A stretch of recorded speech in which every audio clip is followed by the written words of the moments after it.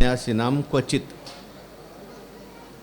यापैकी नतु संन्यासीनाम क्वचित या पदाचं व्याख्यान सुरू आहे. 3 प्रकारचं कर्माचं फल सांगितलं.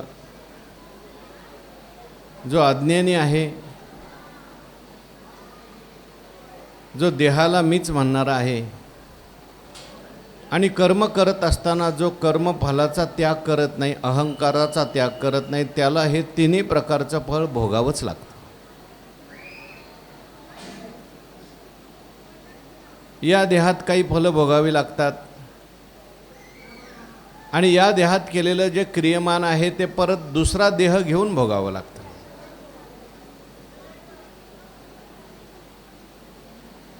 दुसऱ्या एका देहात जरी नाही भोगायला ते पूर्ण मिळालं तर मग त्याच्याकरता अनेक जन्म घ्यावे लागतात.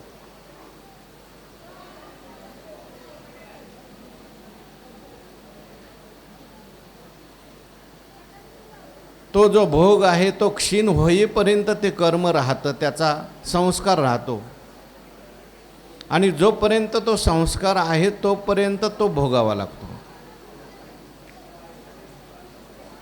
काही संस्कार एकाच जन्मात क्षीण होतात, काही 2 जन्मात क्षीण होतात, काही अनंत जन्म घेतले तरी संस्कार क्षीण होत नाहीत. आणि मग त्याच्याकरता जन्म घ्यावा लागतो. ते जे प्रारब्ध आहे ते मुक्तीच्या सुद्धा आड येतं. भरत महाराजांना त्या ठिकाणी प्रतिबंध निर्माण झाला, त्यांना 3 जन्म घ्यावे लागले आणि मग प्रारब्ध भोग क्षीण झाल्यानंतर मुक्ती प्राप्त होते. म्हणून ते भोगावंच लागतं. ज्याला असं वाटत असेल या कर्मफलाच्या भोगातून मला सुटका प्राप्त व्हावी, त्याने आपल्या जीवनामध्ये कर्म केलं पाहिजे, परंतु ते नित्यनैमित्तिक कर्म केलं पाहिजे. नित्यनैमित्तिक कर्मही त्याने फलाची आसक्ती सोडून केलं पाहिजे, कर्तृत्वाचा अभिमान सोडून केलं पाहिजे. कर्तृत्वाचा अभिमान गेला, फलाची आसक्ती गेली. कोण आहे सांगा किती, उठून सांगा त्यांना.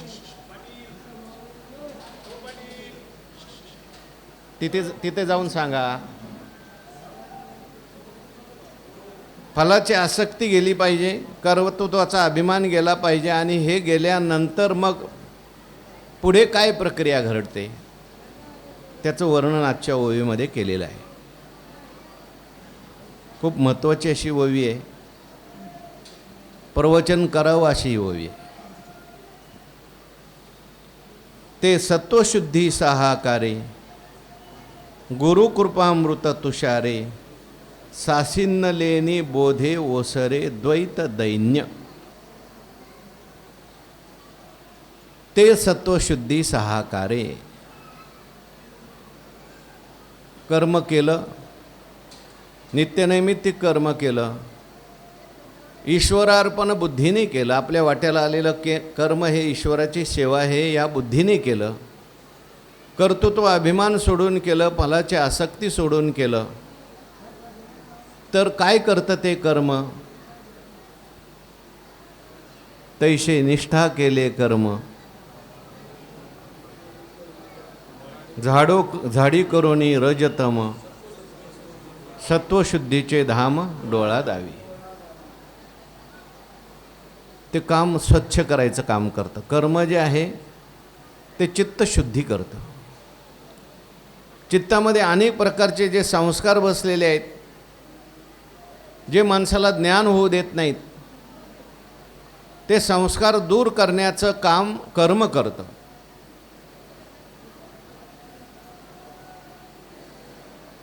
तीर्थे बाह्यमळ क्षाळे, कर्मे आभ्यंतर उजळे, एवं तीर्थे जान निर्मळे सत्कर्मेची निर्मळे तीर्थे जान. सत्कर्म म्हणजे एक प्रकारची निर्मळ तीर्थच आहेत. आणि मग सत्कर्माने त्या ठिकाणी चित्त शुद्ध झालं, नित्यनैमित्तिक कर्माने चित्त शुद्ध झालं. त्या चित्तशुद्धीचे साह्य मिळतं आणि ते चित्तशुद्धी सहाकारे. परमार्थात चित्तशुद्धीला खूप महत्त्व आहे. ज्ञान आहेच, बोध आहेच, परंतु चित्तशुद्धी नसल्यामुळे तो आपल्याला अनुभवायला येत नाही. एखाद्या वेळेस आपण कदाचित बोध नेहमी ऐकतोच, ज्ञानेश्वरीत ऐकतो, गुरूंच्या मुखातून ऐकतो, पण तरीसुद्धा आपल्याला बोध होत नाही. त्याचं कारण जर काय असेल तर चित्तशुद्धी झालेली नसते. तैसे चित्तशुद्ध नाही नाही निर्मळ जीवन, काय करील सावं. म्हणून नाथ महाराजांनी चित्तशुद्धीचं खूप महत्त्व सांगितलं. आणि अशी चित्तशुद्धी एकदा का प्राप्त झाली, त्या चित्तशुद्धीचं साह्य प्राप्त झालं, चित्तशुद्धी एकदा झाली की आनंद आपल्या आप मिळायला लागतो. आनंद हे आपलं स्वरूप आहे. आणि मग तो आनंद आला, तो नेमका कुठून आला? हा आनंद मला कायम का मिळत नव्हता? या आनंदाच्या प्राप्तीकरता मला काय केलं पाहिजे, अशी जिज्ञासा निर्माण होते. यालाच समजायचं तो आता मुमुक्षू झाला. त्याला मुक्त होण्याची तळमळ लागते किंवा भगवंताच्या भेटीची तळमळ लागते. तो निघालेला आहे आता. मग साधू संगे सुभटा, उजू सत्कर्माचे आवाटा, अप्रवृत्तीचा आवाटा डावलोने.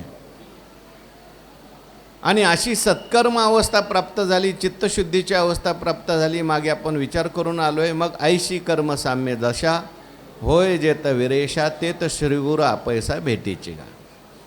त्याला श्रीगुरू भेटतात, त्याला संत भेटतात, त्याला भगवान परमात्माच त्याला श्रीगुरूच्या रूपाने भेट देतो. परीक्षिती महाराजांना गुरुला शोधावं लागलं का परीक्षिती महाराजांच्याकडे शुकाचार्य गेले? ज्यावेळेस सर्व संघ परित्याग केला,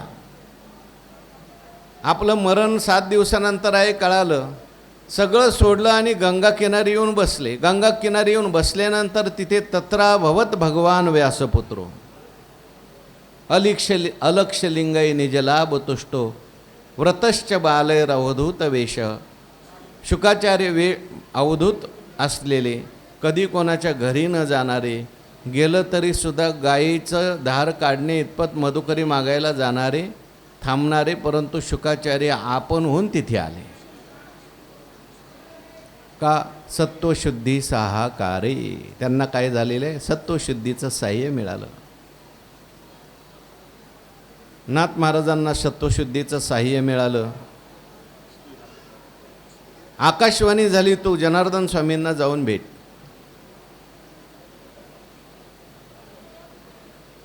निवृत्तीनाथ महाराजांना लीला म्हणा त्यांची, सत्वशुद्धीचं साह्य झालं.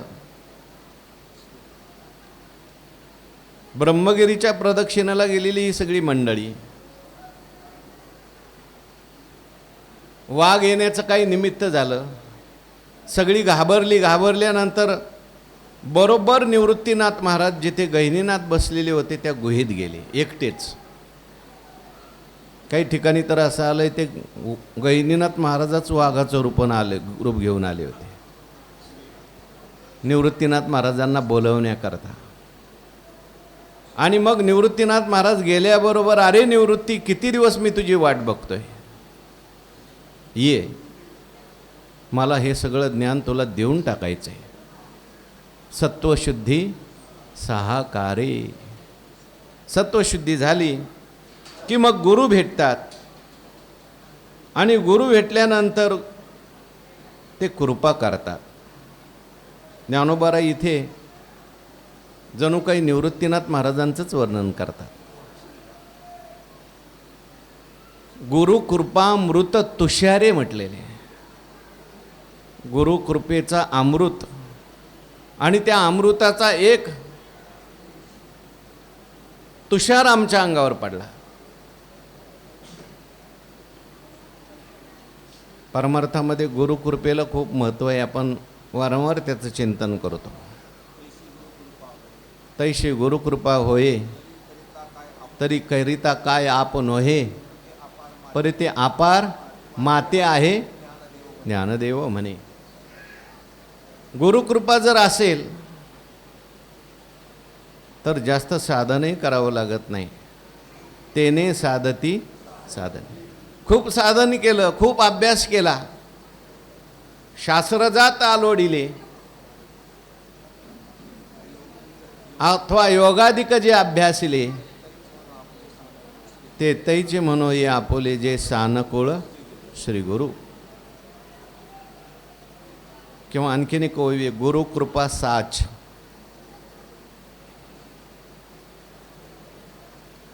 गुरुकृपा साच म्हणजे गुरुकृपेनेच ते मनोनी भाग्य जे सानुकूळ झालिया केले उद्दम सदा सफळ,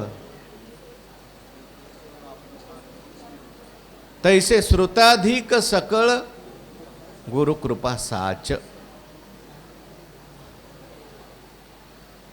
काय ओळी सुरुवात, म्हणून भाग्य जे सानुकूळ तरी झालिया केले उद्यम सदा सफळ.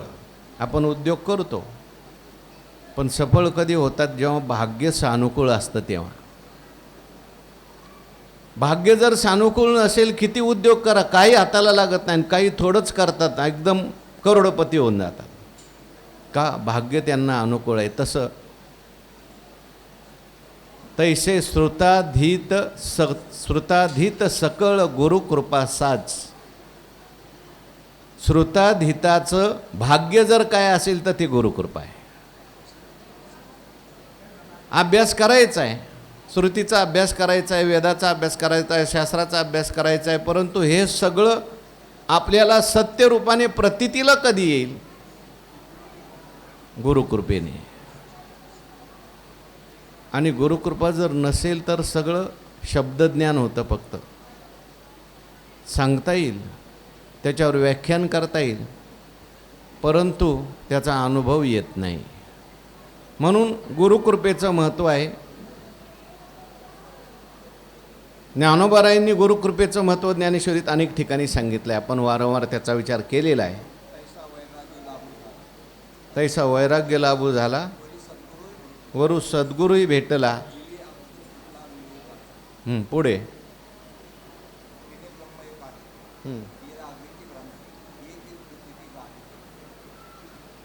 गुरुकृपा हा विषय चालला आहे, ठीक आहे, समांतरच विषय येतो सुद्धा.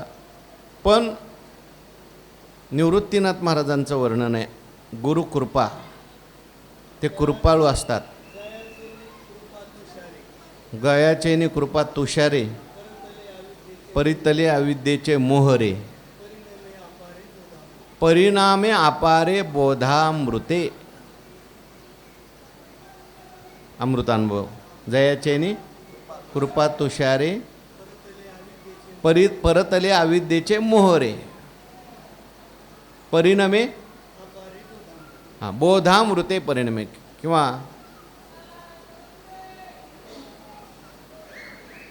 ज्ञानोबारायांनी तिसऱ्या प्रकरणात खूपच गुरुकृपेचं वर्णन केलं आहे.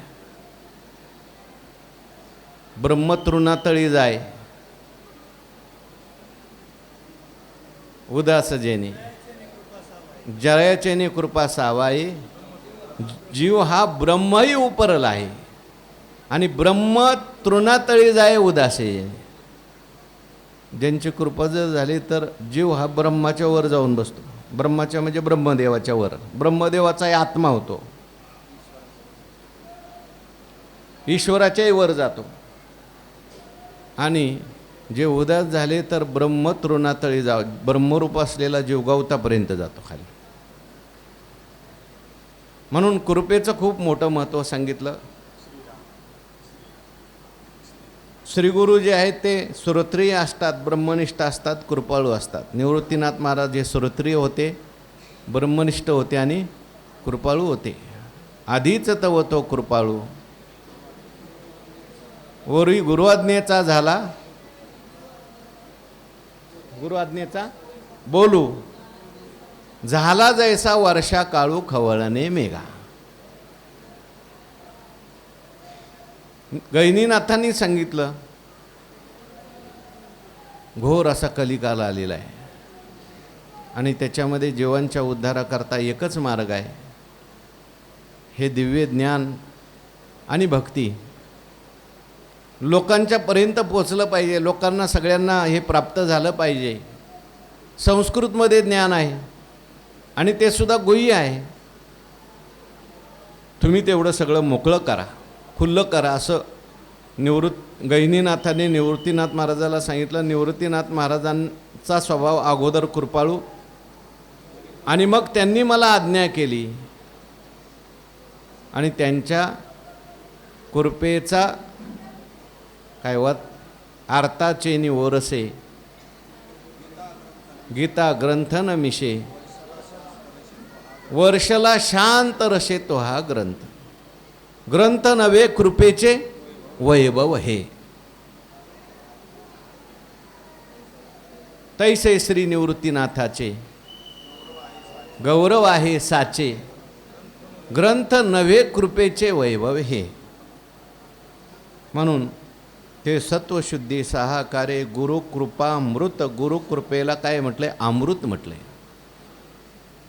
सामान्य अमृत प्राप्त झालं तर मेलेला सुद्धा काय होतो? मृतही जीवन लाहे अमृत सिद्धी.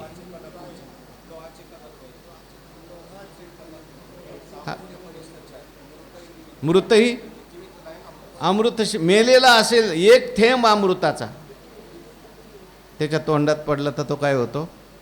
जिवंत होतो. पण जिवंत झाला म्हणजे आता परत मरणार नाही का? परत मरणार आहे, परत जन्माला येणार आहे. म्हणून ते जे अमृत आहे ते जन्म आणि मरण चुकू देत नाही. परंतु हे गुरुकृपा अमृत.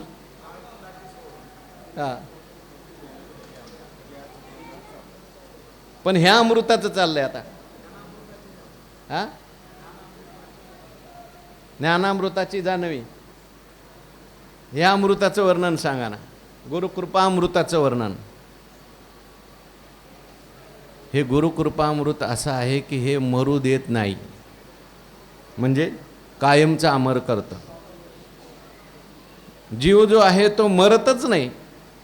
मरत नाही म्हणजे शरीर पडत नाही असं समजू नका. तो जिवंत असतानाच परमात्मरूप होतो. असं हे गुरुकृपामृत आहे.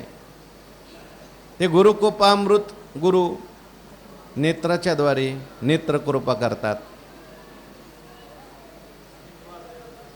हा दिठेवा जयावरी झळके हस्तकृपा करतात की हा पद्मकरू माथा पारोके. कधी कधी आलिंगन कृपा आहे, कधी कधी शब्द कृपा आहे. त्यांनी नुसतं स्मरण केलं तरी सुद्धा आपलं कल्याण होतं. आणि निवृत्तीनाथ महाराजांनी माझ्यावर कृपा केली. त्या निवृत्तीनाथ महाराजांच्या कृपारूपी अमृताचा काय पडला? तुषार, पाऊस. तुषार म्हटल्यानंतर पाऊस नाही घेता येणार हो. थोडेसे हो. पूर्ण कृपा झाली तर काय होईल? पण त्यांच्या गुरुकृपामृताच्या तुषारामध्ये हे सामर्थ्य आहे. थोडा लेश जरी प्राप्त झाला कृपामृताचा तरी सुद्धा काय होतं? सासिन्नलेनी बोधे ओसरे द्वैत दैन्य.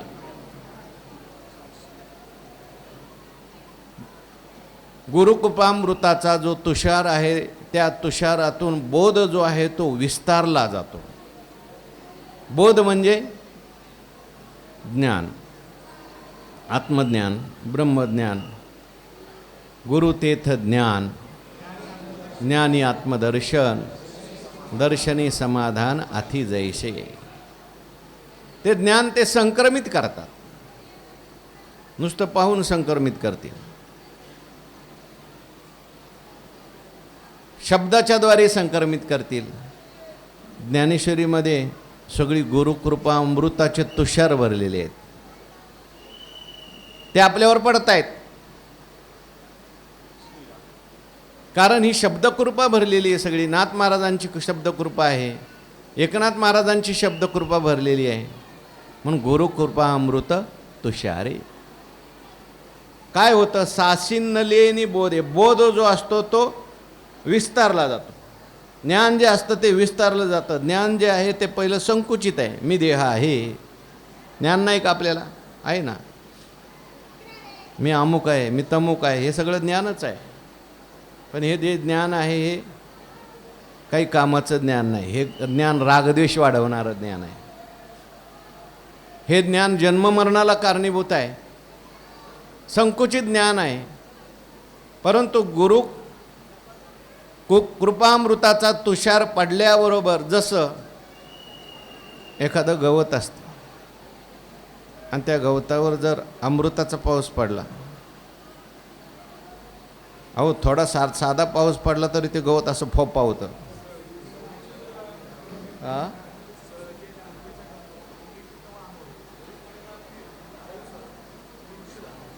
हां बोला बोला.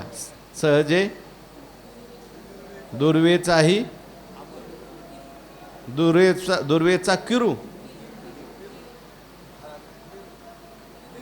डिरू डिरू डिरू हां डिरू डिरू म्हणजे कोंब. आंगेची दव आमरू, वडी वरी आला पुरू. पियुष्याचं दुर्व असते ना, तिचा डिरू. डिरू म्हणजे एवढासा कोंब असतो. सहजे दुर्वेचा डिरू, अंगेची तो आमरू. आमूर अगोदरच तो आमर आहे. त्याला असं म्हणतात, त्या गरुडांनी अमृत नेलं होतं, त्याचे थेंब पडले त्याच्यावर, त्यामुळे ते आमर झालेलं आहे. किती जरी काढलं जरी दुर्वा तरी परत येते. आणि वरी पडला पुरू, वरी आला पुरू पियुष्याचा, अमृताचा पूर आला त्याच्यात, पुरात तो गेला. मग आणखीन किती अमर होईल तो. तसं अगोदरच ज्ञान आहेच, बोध आहेच. पण बोधावर कृपामृताचा तुषार पडला, त्यामुळे तो बोध काय झाला, विस्तारला. तो मी देह आहे हा बोध गेला, मी ब्रह्म आहे हा बोध तयार झाला. मी आत्मा आहे, मी ब्रह्म आहे. अशा प्रकारे त्याचा इतका विस्तार झाला. त्या विस्ताराने काय झालं, ते ज्ञान इतकं विस्तारलं जगामध्ये की या देहाच्या मर्यादा सोडून त्या ज्ञानाचा विस्तार झाला, बोधाचा विस्तार झाला. आणि इतका विस्तार झाला, जनी वनी अवघा देव, हे समस्त ही श्री वासुदेव. विठ्ठल विस्तारला जनी, सप्तही पाताळे भरुणी. त्यामुळे सासिन्नलेनी बोधे ओसरे, ओसरून गेलं काय, द्वैत दैन्य. द्वैतरूपी दैन्य मागे लागलं होतं. द्वैतरूपी दीनता आलेली होती. द्वैतामुळे मनुष्याच्या जीवनामध्ये दीनता येते, दुःख येतं. मी माझं सुख दुःख जन्म मरण हे सगळं दैन्य मागे लागलं जीवाच्या. त्याला कारण जर काय असेल तर द्वैत आहे. आणि इतका द्वैताचा विस्तार झालेला आहे. पण श्रीगुरूंचा बोध आणि त्यांची कृपा, त्या कृपेचा अमृताचा तुषार पडल्याबरोबर त्या बोधाचा इतका विस्तार झाला. आणि त्या बोधाच्या विस्तारामुळे सगळं द्वैतरूपी दैन्य जो आहे ते काय झालं, ओसरे ओसरे ओसरून गेलं, ओसरून गेलं. आणि द्वैत दैन्य नष्ट झालं. आता द्वैत राहिलं नाही. अद्वैत बोधावर तो आला. तयापरी श्री गुरु करती जे अंगीकारू, होनी ठाके संसारू मोक्षमय आघवा. द्वैत गेला शिवाय पाहिजे, द्वैत गेलं, द्वैत दैन्य गेला शिवाय पाहिजे. तैसे माझ्या साक्षात्कारी सरे अहंकाराची वारी, अहंकार लोपी अवधारी द्वैत जाय. वा, द्वैत गेलं. अशा प्रकारे घडे ज्ञान तेव्हा जगदाभास मिशे, स्फुरे ते त्रिविध फळ नाशे. येथ भोगता भोग्य अपैसे निमाले हे. तेव्हा मग काय होतं? द्वैत दैन्य गेलं म्हणजे काय झालं? तेव्हा जगदाभास मिशे, स्फुरे ते त्रिविध फळ नाशे. जगत आभास मिशे, या जगताच्या आभासाच्या रूपाने, जगताच्या आभासाच्या निमित्ताने तीन प्रकारचं जे फळ स्फुरत होतं. कोणतं तीन प्रकारचं फळ आहे?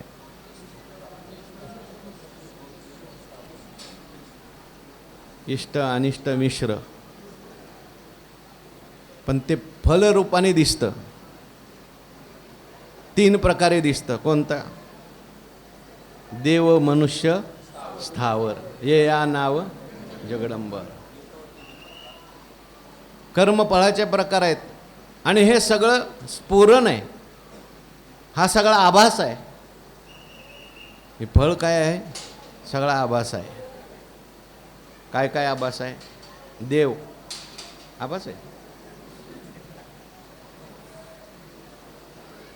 आत्मस्वरूपाची दृष्टीने देवलोक सुद्धा काय आभासच आहे ना. मनुष्य आभासच आहे. आणि स्थावर म्हणजे पशुपक्ष्यादी. हे जेवढं काही कर्मफळ आहे ते सगळं अज्ञानामुळे भासलेलं आहे. दोरीच्या अज्ञानामुळे दोरीच जशी सर्परूपाने प्रतीतेला येते, आपल्या अज्ञानामुळे नसलेलं स्वप्न जसं दिसतं, तसं परमात्मा स्वरूपाच्या अज्ञानामुळे परमात्माच या तीन रूपाने दिसतो. चैतन्य म्हणा, ज्ञान म्हणा, ज्ञानाचाच विस्तार झालेला आहे. ज्ञान स्फुरते, स्फुरे म्हटले. स्फुरे काय? भावा भाव रूप स्फुरे. अद्वैत हे का द्वैत हे? चांगदेव 65 मध्ये बोला काय? ज्ञानेश्वरी सुद्धा ओवी आलेली. भावा भाव रूप स्फुरे, अद्वैत हे. दृष्टा दृश्य मिशे. दृष्टा दृश्य या रूपाने केवळ परमात्माच स्फुरतो अशी एक ओवी. नाम मात्र लुगडे, सुतची ते उघडे, माती मृत भांडे जयापरी. त्याच्या पुढची ओवी चांगदेव 65 मध्ये. एकच परमात्मा त्या ठिकाणी या रूपाने दिसत होता. ते तिन्ही अवस्थाचे निद्वारे, उपाधी उपहिताकारे, भावरूप स्फुरे दृश्य जे हे. तिन्ही अवस्था आहेत: जागृती, स्वप्न, सुषुप्ती. हे स्फुरण होतं आपल्याला. या अवस्था दिसतात. तिन्ही अवस्थाचे निद्वारे उपाधी उपहिता कार्य. एक उपाधी आहे, एक उपहित आहे. काही ठिकाणी भाव दिसतो. जागृती स्वप्नात भाव आहे.